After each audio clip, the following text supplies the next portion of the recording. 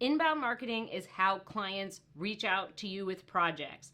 Content marketing is you actually doing the project, right? It's you doing the content that is used for marketing purposes. So we're going over the difference between how inbound marketing works and how content marketing works and how those things go together, because I think it can get really confusing when we're trying to figure out what am I doing where and how do I get clients to reach out to me and how does this work with LinkedIn, how does this work with my website. I think it can just get messy. So the first thing we're talking about is our inbound marketing. This is something that I go over in depth with my Wealth Lab students in Module 2. How do we actually set up our LinkedIn and our website to attract the right clients so that we have all this well-paid work coming to us?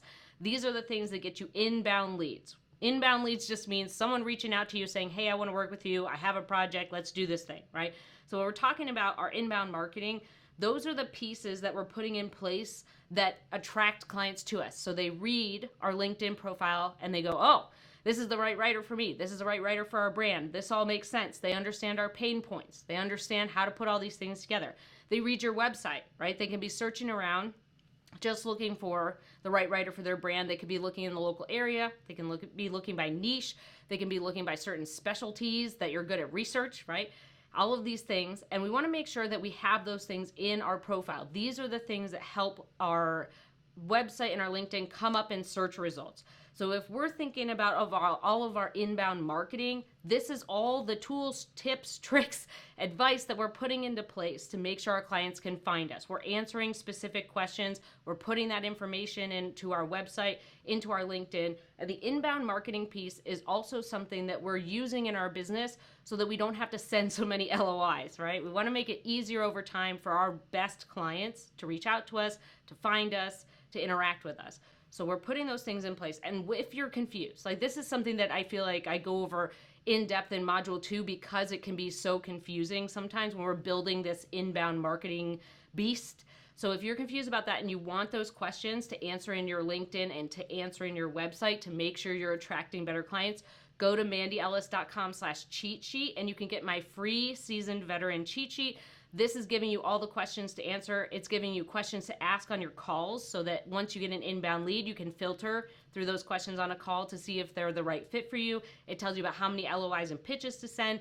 And then if you sign that contract, you're putting everything in place. It teaches you how to onboard your clients. So if you go to mandyellis.com/cheat sheet, you can grab that totally free. Let's move on to our next piece. So our next piece that we're going to be talking about is our number 2 thing, right? Our number 2 thing is going to be how we're actually putting our profile together. What does that actually help with our LinkedIn and with our website? How are we actually doing all this stuff? So the tips that I usually give are you have to make sure you're answering those pain points. What are those pain points, right? Those pain points are usually like, hey, I need help with likes, clicks, shares, downloads, subscribers, leads, sales, right? Those are the things that your clients want. I know that it doesn't seem that way sometimes because of what they're asking you to do or the projects, or maybe you're working editorially, but those magazines are surviving on ads. They're surviving on people clicking, on people coming in, and they're looking for those likes, likes, clicks, shares, and downloads, right? They're looking for all of those things together. So we want to make sure we're answering those things, right? How are we helping them do that? How are our skills helping them do that? How are we getting results for our clients? Are there any results or benefits or things that we've done in the past that our clients have mentioned that we can put in our copy? Are there anything that we're uniquely bringing to the table? Are you good at research? Are you good at taking complicated things and making them easy to understand? Are you good at taking creativity and putting that into your copy? Are you good at capturing an audience? Are you good at descriptions? We want to make sure that we have those things that we're talking about in terms of our skills and relating that to how does this help my clients? So when we're going through there, that's the most important part, really. Yes, we can futz with our tagline, we can have images, we can have our portfolio on there, but the most important thing is the copy that your potential clients are reading on LinkedIn, whether that's in your About section or your Experience section. And the little cheat sheet thing that I do, right, the cheat sheet that I gave you gives you all those questions. But there's also a little cheat that I use where I talk to my Wealth Lab students about going through their website first. Get a Google Doc, barf out all your copy, just barf it all out on a Google Doc or a Word doc. I use Word because I like to be an old lady, but a lot of people like Google Docs. I don't care if it's a notepad, Mac notes or whatever they're called. I don't remember, like the notes that are on your Apple, like on your iPhone. I don't care if it's that, but you need to barf all your copy out for your website. Then you can start editing it. Once you have a good edited version of your website, because you don't have a word count for your website, you can do whatever you want. It's your space. Then you can edit that copy down to the word count of LinkedIn's About section, which I think is 1,000 or 1,200 words. They're always changing it. In the experience section, I think is a little bit longer. It might be 1,500, but we're cutting down our web copy to LinkedIn. I haven't seen anything that kind of messes up the SEO or duplicates or whatever between a website and a LinkedIn profile. So the best way to do it is to start with your website, get that inbound marketing machine going, get all the copy done, cut it down to your most important pieces and put that on LinkedIn. It makes the process so much easier, and it allows you to highlight the things that your potential clients care about most, the things that get them to reach out, the things that get them to send an email, or that they realize that you're the right fit for their project, right? We want to make sure that that inbound piece is so important. That's why I spend a whole module on it in the Wealth Lab. It's really important to go over. It's really important to learn how your clients speak, what they're looking for, how they're putting things together with the brand, and how they're solving problems with content, right? Which leads us to the next piece, right? Our third piece, our content marketing piece. The content marketing piece is using content as a piece of the marketing. That's content marketing. The ROI, the return on investment on content marketing, is crazy high. It's like 3,400% or something like that. I forget exactly the number from HubSpot, but if you go look up HubSpot and look for the ROI of content marketing, it's insane. So our inbound marketing is how we're getting clients in the door. The content marketing is we've signed the contract and now we're working on the project. So our content marketing can be blog posts or articles or case studies or white papers or guides or some kind of downloadable thing, infographics, anything that they're using content-wise to put into marketing. That's you actually doing the work. Then they're going to put that content up, right? They're going to publish that, and that will help with their marketing efforts. So their marketing efforts could be, we want to increase web traffic and SEO. That's why we're writing blog posts. Their goal could be that they want more people on their email list, so they're using a little form to grab emails for people to get their new case study. They have a free cheat sheet, right? And they're using that as a way to have people download it, right? They want to grow their email list. There's a whole bunch of little things that they can do to make sure that they're getting people in the marketing funnel so that they can get more leads or subscribers, leads, and sales. So they're putting all those pieces together. I think that was the piece for me when I was kind of understanding the difference between the two was, how does that actually work with content marketing? Like how do these two marketing pieces work? Because they sound similar, right? We're attracting an audience, we're getting them to reach out, but they work in different ways because they're working in different phases of your freelance writing business. So the inbound piece is the initial phase where someone's reaching out. You're putting in all of the work up front so that when someone lands on your website, lands on your LinkedIn, lands on your portfolio, they think this is the right person for me.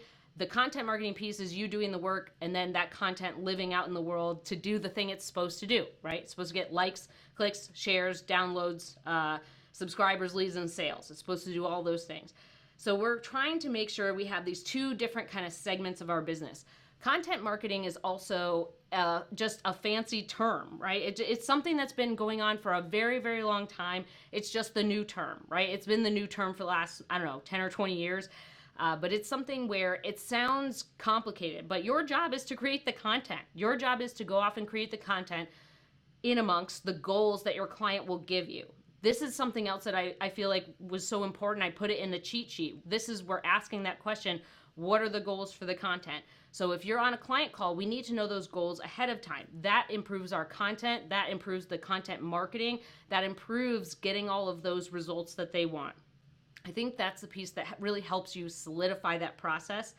And I think when we're doing content marketing, we also want to understand where that content falls in the funnel. So for example, the funnel itself is just different pieces of content in different phases of how someone would interact with the content marketing funnel. So there could be a blog post that's super general. That would be at the top of the funnel. That would be something that people would start interacting with the brand, start learning, start maybe sharing and liking and commenting. There's stuff in the middle where maybe they got a case study, so they shared their email address, so they want that more information. Then there's a bottom of the funnel, which is going to be, hey, you should buy this stuff. So that would be something like a sales page or some copywriting or some emails, or some kind of thing that's going to really drive them from a lead to a sale. So when you kind of understand how the content marketing works in amongst the different types of content you would create, that clearly differentiates it from inbound marketing with your LinkedIn and your website. It also helps you kind of see the difference with how content is used in a marketing capacity and where your job is as a writer. So a lot of times when we start out, we really want our job to be, give me some work, right? Like we really want our beginning thing to be like, please, for the love of God, give me some work, right? But then it turns into, okay, I've ridden that bicycle. I've ridden the blog post bicycle. I get it. So we have to get to this more advanced stage of understanding where the content falls in that funnel so we can update our LinkedIn, update our website to attract those clients who are further down the pipeline, so to say, with their content, with what they want their content to do, how they want it to work, how it's going to help people, how they're going to move their audience from just liking something to buying something, right? That's the whole point of content marketing, is we're kind of moving people through with different types of content to achieve buying something, or to achieve growing an audience, or building awareness, or growing an email list with subscribers, or helping people understand how our product or service does XYZ to help a specific audience. So those things kind of make a difference. We can kind of look at it. I think this is why the cheat sheet is so helpful, because it very clearly shows the difference between what we're talking about with doing the work, right? Being in the business. The in the business part is content marketing, and on the business. So in that seasoned veteran cheat sheet, you have those list of questions. You have those list of questions about what to answer on LinkedIn and your website, and it shows you what working on your business is like, where your clients are coming from, what's kind of their mindset, what are they really looking for, and how you can answer those questions. So I think once you kind of understand those two different sides, that helps make it a lot easier to understand where is your function at which time in your flow of your business. Because we can't just show up and arrive and hope that everybody gives us work, right? We can't just show up and think that everybody's going to find our website, find our LinkedIn immediately, that they're going to reach out with work, that there's all this stuff. That's not really how it works. There is a lot of stuff that we do to make it as easy as possible for our clients to find us, and to make it as easy as possible for our clients to work with us. And when we kind of combine those things, I think that makes kind of the beauty of that pipeline of getting people to find you, having a call, signing a contract, and then working on the content itself. It makes that beautiful little pipeline work. And if you want to grab that cheat sheet that I mentioned, you can go to mandalis.com/cheat sheet.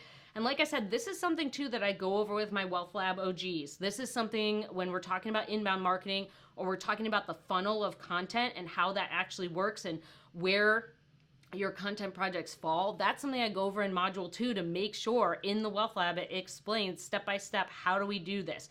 How do we put all the building blocks together? How do we actually talk the talk with our high-end clients? I always talk about it too as a tuning fork.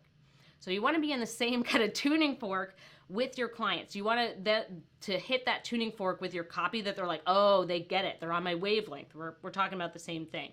So I hope this has been helpful. I hope this kind of makes sense. But if you're still kind of confused, if there's anything about inbound marketing with your LinkedIn and website, or with content marketing where you're not really sure how that works, drop a question below. Or if there's something that you're like, hey, I tried this, it worked really well. I always love hearing new tactics, new strategies. So drop that below as well.